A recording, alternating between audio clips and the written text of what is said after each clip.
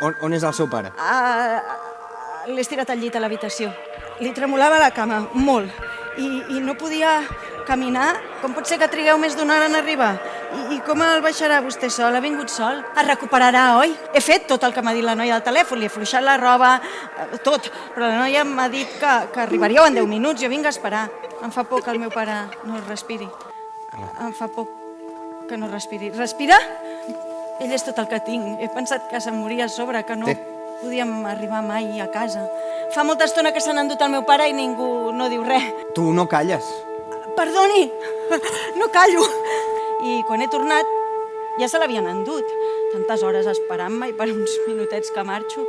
Jo mateixa he pujat al meu pare a 4 pisos, l'he carregat a l'espatlla com si fos un sac i com pot veure no sóc cap culturista jo. El teu pare és viu,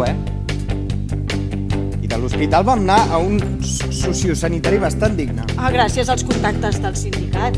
Demano la baixa? No puc. No tinc cap dret a baixa. No tinc família.